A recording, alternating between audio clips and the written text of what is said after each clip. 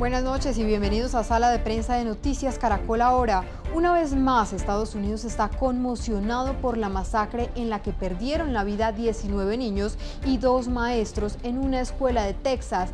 De nuevo, fue un asesino solitario que, armado con un fusil y una pistola, ingresó a la institución educativa y desencadenó esta pesadilla. Nuevamente, el tema de las armas en posesión de civiles en ese país vuelve a ser el centro de discusión. Múltiples voces, entre ellas la del presidente Joe Biden, le piden al Congreso legislar para crear una ley que imponga más controles a las armas, sobre todo las armas de asalto como los fusiles, pero esa respuesta podría tardar por lo pronto. Mientras tanto, las familias de las víctimas de esta masacre, la comunidad de Uvalde y millones de personas en Estados Unidos y el resto del mundo lamentan este nuevo episodio de violencia. No bastaron las imágenes de armas publicadas por Salvador Ramos, de 18 años, en sus redes sociales para contener una nueva tragedia. El Blanco, otra institución educativa, la escuela primaria Robb en Uvalde, en Texas, el nuevo escenario de la violencia armada en Estados Unidos. Según las autoridades, actuó solo y antes de abrir fuego en el centro educativo, Ramos le disparó a su abuela con quien vivía y quien está delicada en un hospital. Luego se estrelló en el carro que conducía cerca a la escuela. Durante la noche, obviamente, el enfoque principal fue tratar de identificar a las víctimas, notificar a las familias. Hemos podido sacar a todas las víctimas de la escuela. Todas las familias han sido notificadas, pero en este momento estamos tratando de procesar la escena con las autoridades de Texas, la Policía Federal, todos trabajando juntos para juntar todas las pruebas, buscar cámaras de vigilancia aquí en la escuela. Se atrincheró en un salón de clases y allí disparó, por lo que todas las víctimas son de la misma clase. Hasta allí llegaron los primeros policías que atendieron la emergencia. Algunos de nuestros muchachos se han visto afectados de manera bastante significativa, especialmente aquellos que respondieron a la escena, los primeros en llegar a la escena para ver esas imágenes, ir a esa escuela y luego ver a esos niños tirados allí impotentes. Ramos era ciudadano estadounidense y estudiante de la preparatoria de Uvalde, ciudad en la que cometió la masacre. Apareció con chaleco antibalas, pero esto no le sirvió para esquivar los disparos de las autoridades. A pocos días de las vacaciones escolares de mitad de año, Ramos, de pelo castaño y al parecer por su nombre de origen latino, atacó a la escuela primaria Robb de la que era exalumno. Todavía se sabe poco sobre él y las autoridades intentan encontrar el motivo de su ataque. Las pistas, las que se reiteran una y otra vez en la prensa de Estados Unidos. La foto de las armas publicadas en sus redes sociales 4 días antes del ataque. Armas que adquirió de forma legal tras cumplir 18 años el pasado 16 de mayo. Hasta ahora se desconoce si las armas que usó son las mismas que publicó en sus redes sociales. Según datos recogidos por la prensa estadounidense, Ramos sufrió acoso escolar cuando era niño, porque tenía dificultad para hablar y por la situación económica de su familia. La escuela Robb tiene en su mayoría estudiantes hispanos, de familias de recursos económicos limitados. Según personas cercanas a Ramos entrevistadas por el Washington Post, el joven había tenido reacciones violentas en los últimos años. Su abuelo, con quien también vivía tras pelearse con su madre, aseguró que ese día no vio nada inusual que augurara lo que ocurriría, solo que peleó con su abuela por una factura del teléfono. Con el paso de las horas se empiezan a conocer los rostros y las historias que están detrás de quienes fueron asesinados y de sus familias, que no entienden por qué ocurren hechos como este en un país en donde se ha vuelto común este tipo de ataques contra niños, hombres y mujeres indefensas. Horas después del tiroteo, varias familias permanecían sumidas en la angustia, el desespero y la incertidumbre, como esta abuela. Mi hijo ha estado aquí todo el día tratando de averiguar dónde está mi nieta.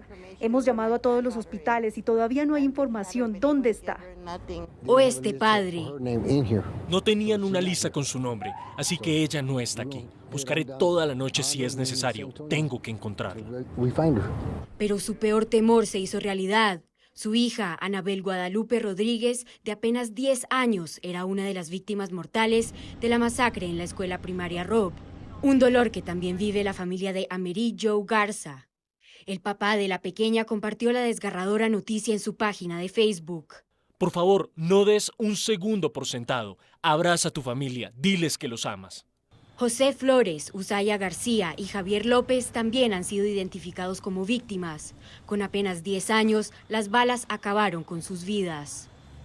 Las dos profesoras fallecidas son Eva Mireles, una maestra con 17 años de experiencia, e Irma García, quien trabajaba en la escuela Robb desde hace 23 años. Las familias de aquellos que resultaron heridos en el ataque también permanecen en vilo. Un hospital de San Antonio confirmó hoy que trata a 2 pacientes en estado crítico, una niña de 10 años y una mujer de 66 años, y 2 pequeñas de 9 y 10 años que permanecen estables. Uvalde, una ciudad con poco más de 16.000 habitantes, es descrita como una comunidad unida. Cosas como esta no pasan aquí, así que cuando escuchas algo así solo quieres pellizcarte y despertar de esta horrible pesadilla.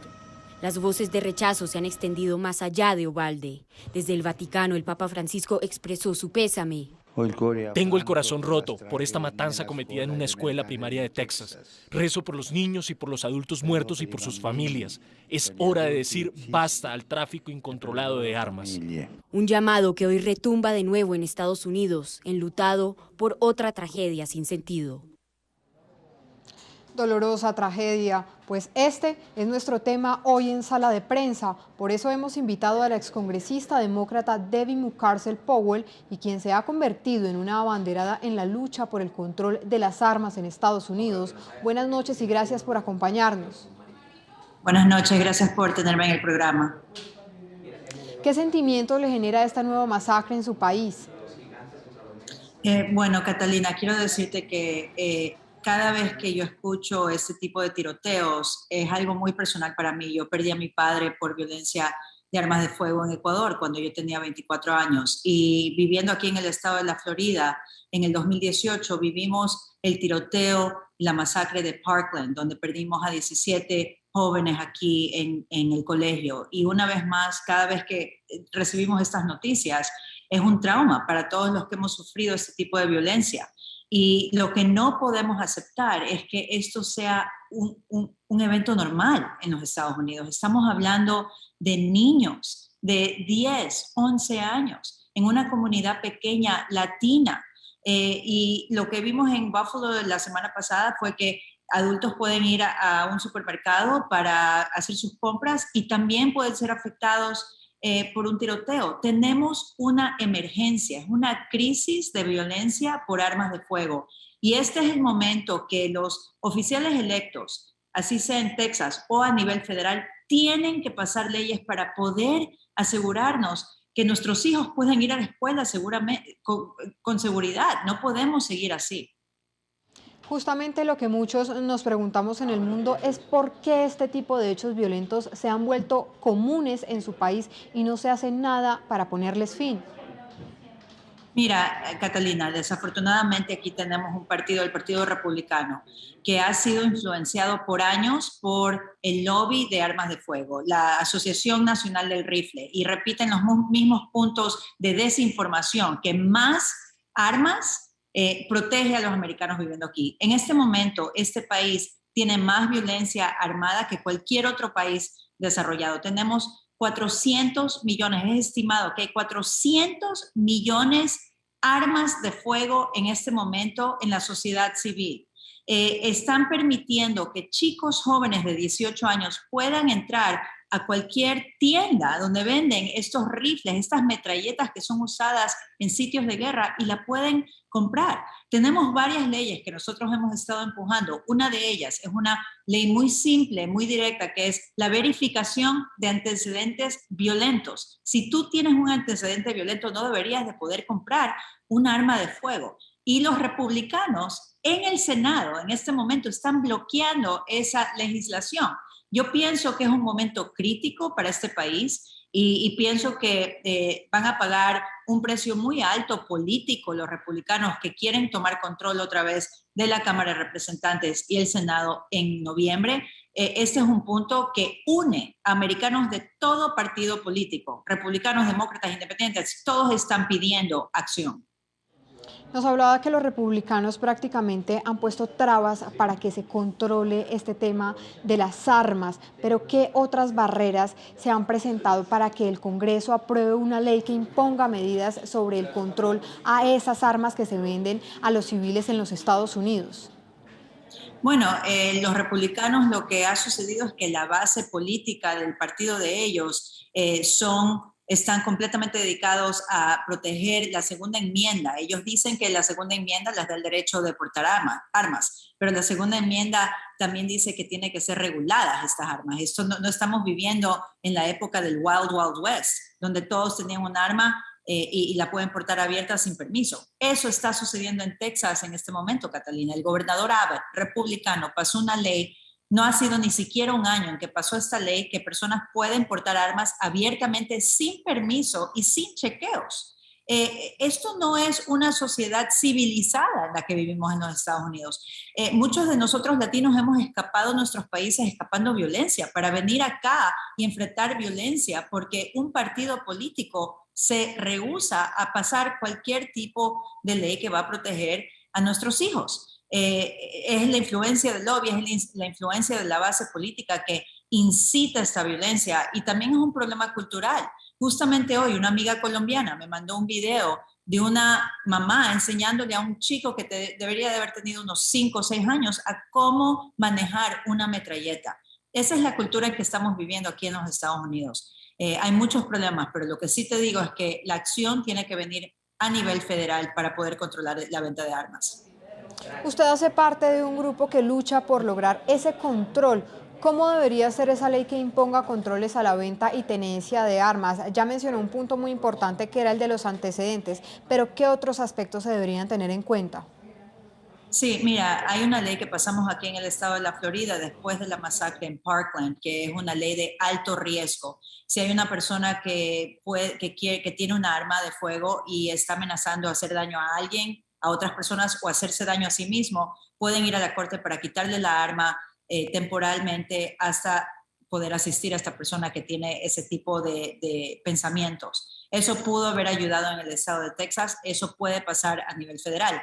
Hay otras leyes que deberían de pasar, de alzar la edad mínima para poder comprar armas. Este chico acababa de cumplir 18 años. Pueden alzar la edad a que cumplan 21 años antes de poder aportar armas. Hay otras leyes, hay muchas, porque yo trabajé en esto en el Congreso, de asegurarnos de que si eres un adulto con un arma de fuego, tienes que asegurarla en tu casa para que no haya este tipo de accidentes. Hemos visto que muchos niños mueren por accidentes porque sus padres no han puesto seguro o candado a las armas de fuego en la casa.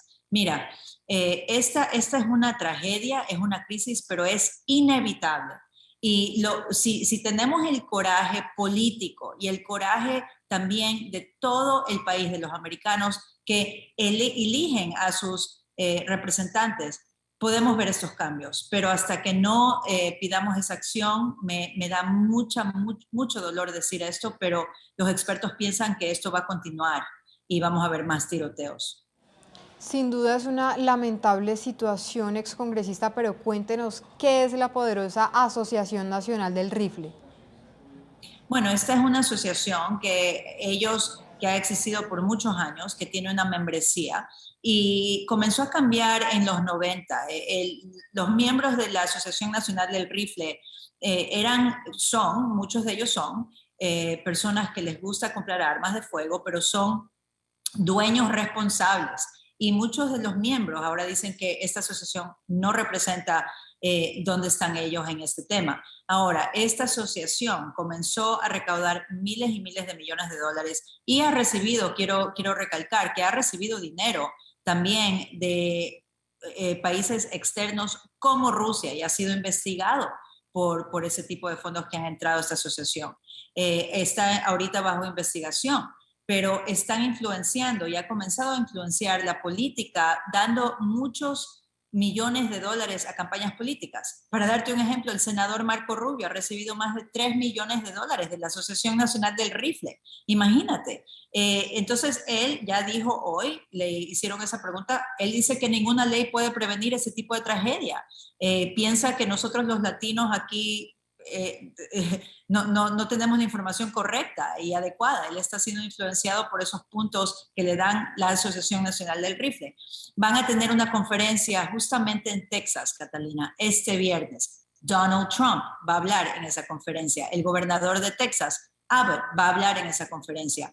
Y ellos rehúsan a tomar ningún tipo de medidas para controlar la venta. ¿Y por qué? Porque se enriquecen. Más armas que pueden vender, más pueden ganar y beneficiarse ellos. Bueno, más allá de ese tema, ¿cuál es su argumento central para defender el tema de la tenencia de las armas? ¿Sería un argumento como, por ejemplo, el tema de la defensa personal?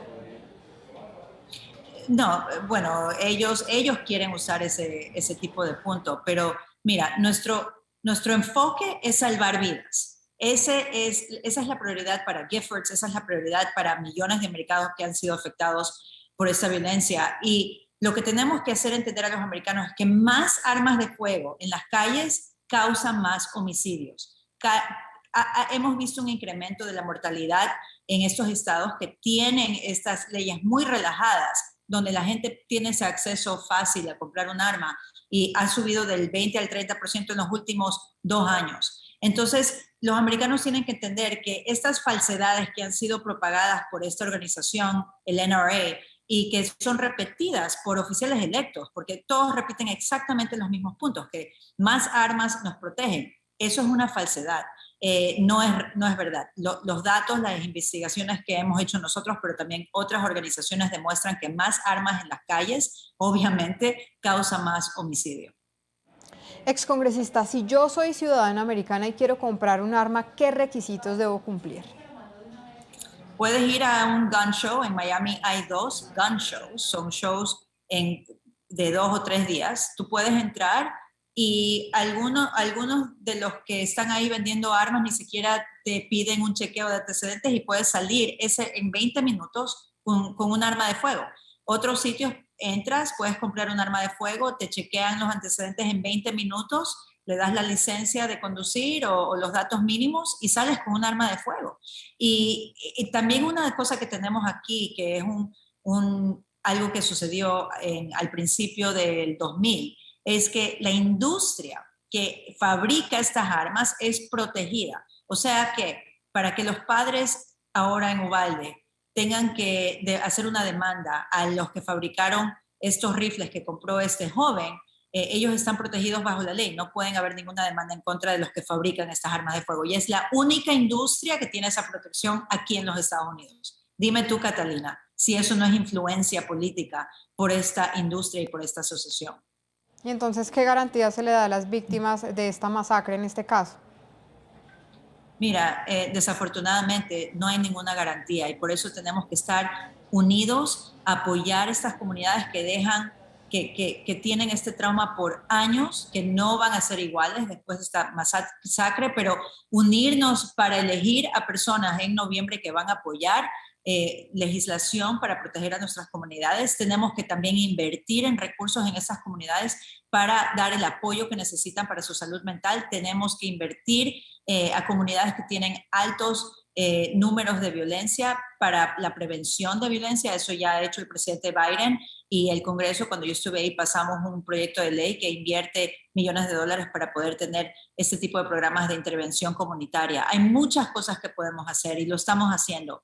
Esto es muy difícil. Hay muchas personas que en este momento se sienten que no tienen poder para hacer absolutamente nada. Y yo les digo que no, que tenemos que seguir. Podemos tener un momento de descanso porque este trauma es grande para todos los que trabajamos en este tema, pero tenemos que seguir luchando porque no podemos continuar viviendo en un país donde nuestros hijos no pueden ir a la escuela y estar seguros. Esto es horrible y una tragedia que no podemos ver que se repita. Excongresista, ¿qué clase de armas se venden libremente a los civiles en Estados Unidos? ¿Son todo tipo de armas o solo algunas en específico? No, es cualquier arma que tú quieras. O sea, puedes tener una pistola normal, puedes comprarte una metralleta, puedes comprarte un arma de guerra. No hay control en este momento. Y una de las cosas que hemos visto es que se están vendiendo estas armas fantasmas, donde personas pueden entrar al internet y comprar diferentes partes de un arma de fuego. Les llegan las partes y ellos mismos pueden construir esta arma de fuego. Hemos visto un incremento de homicidios donde personas están usando ese tipo de armas en los últimos 2 años. Y la policía y la fuerza policial aquí nos están diciendo, no podemos hacer esto solos, necesitamos apoyo, porque no están registradas, estas armas fantasmas. Las personas las pueden acceder por el internet en la mitad de la noche o en el día, reciben las partes y las pueden armar ellos mismos en la casa. Así que lo bueno que hizo el presidente Biden justamente hace un mes es pasar una orden ejecutiva donde no pueden permitir la venta de estas armas sin registro, y pone también otro tipo de controles para estas armas fantasmas que en este momento también está causando muchas amenazas a nuestra seguridad.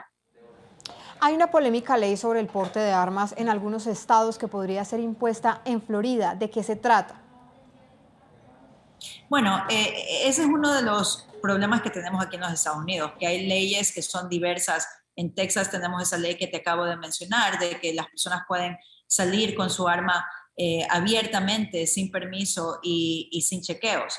En California no hay esa ley. En California las leyes son mucho más restringidas, pero el problema es que tú puedes ser un tejano que maneja el estado de California con esas armas. Entonces, por eso es tan importante tener leyes a nivel federal que sean uniformes para poder controlar esto.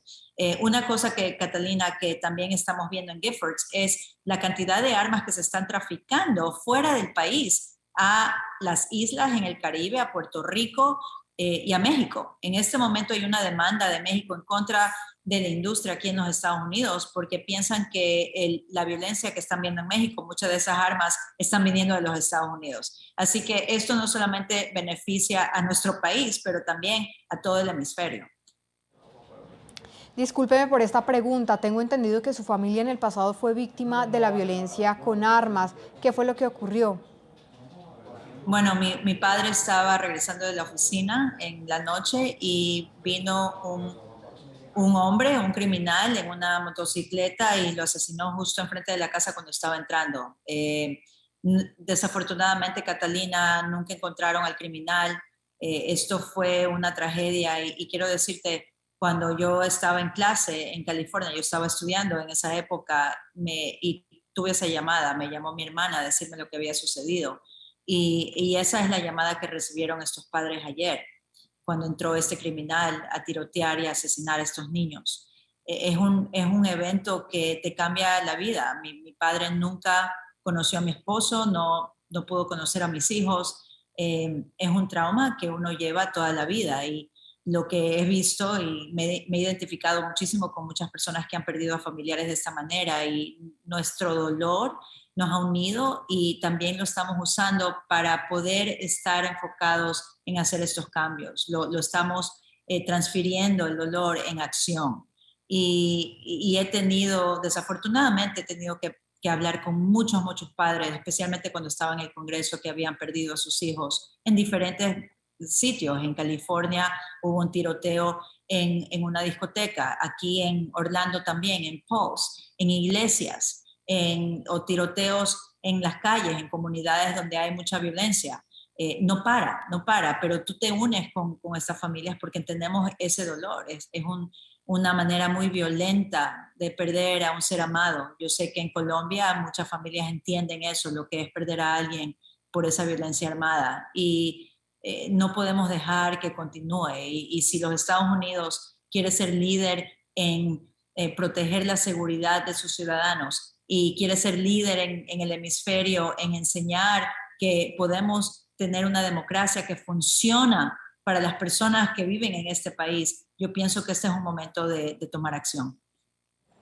¿Y usted cree que realmente algún día se podrá imponer ese control a las armas en su país?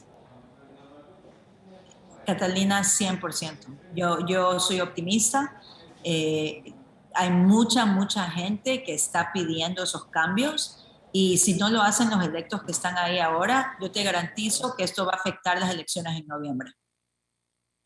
Pero si aún así existiera esa ley, ¿cómo controlar o prevenir los ataques protagonizados por esas personas de las cuales nunca se sospecharía o que podrían ser potenciales asesinos?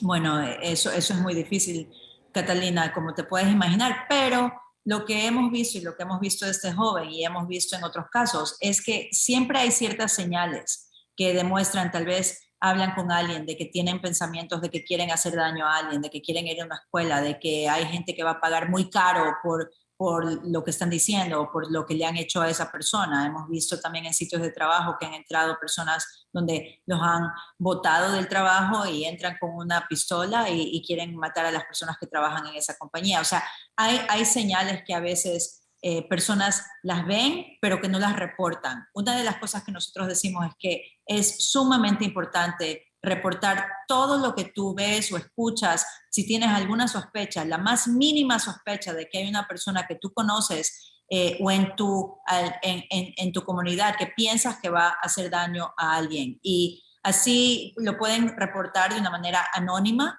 y la policía se encarga de hacer ese trabajo, de ver si es que en realidad hay una amenaza.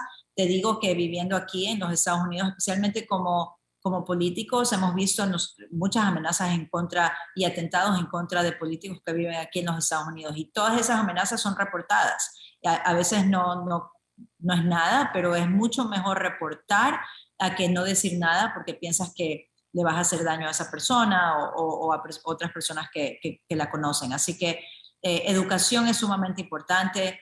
La responsabilidad de los padres si tienen armas de fuego, de asegurarse de que están con candado, bajo llave, comunicación obviamente con sus familias. En este momento hay muchas familias que tienen hijos en las escuelas, que tienen miedo de ir a la escuela, tener conversaciones, decirles a sus hijos, si ustedes ven algo, si ven algún compañero que tiene algún tipo de pensamiento, les han compartido algo de que quieren hacer daño a sus compañeros en la escuela, repórtenlos. Es tan importante poder hablar de esto con sus hijos, con otros padres, para poder proteger estas vidas.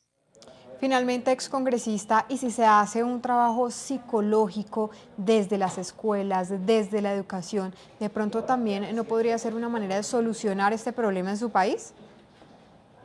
Mira, Catalina, tú estás en Colombia, yo vengo de Ecuador, he viajado por muchos países en Latinoamérica y también en Europa.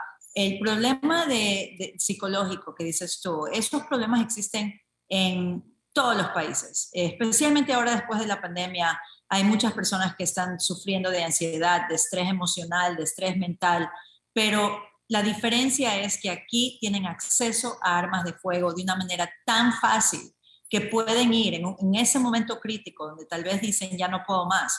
Y muchos de esos accidentes también es personas que quieren suicidarse con un arma de fuego. El acceso a estas armas es tan fácil en los Estados Unidos que esa es la diferencia que tenemos aquí. Por eso estamos hablando de este tiroteo tan trágico que hubo en Uvalde. Por eso vimos lo que sucedió en Buffalo. Por eso vimos lo que sucedió en Pulse, en Parkland. Te puedo hacer una lista de tantas ciudades que han sido afectadas por eso. Esa es la diferencia y por eso tenemos que asegurarnos que las personas en el Senado, los republicanos, dejen de propagar mentiras, dejen de incitar violencia con sus palabras y con sus imágenes y estén de parte de los padres que han perdido a estos hijos en Uvalde ayer. Bueno, ojalá llegue el día en que su país encuentre una solución a este doloroso e indignante problema. Mil gracias por su testimonio. Gracias, Catalina.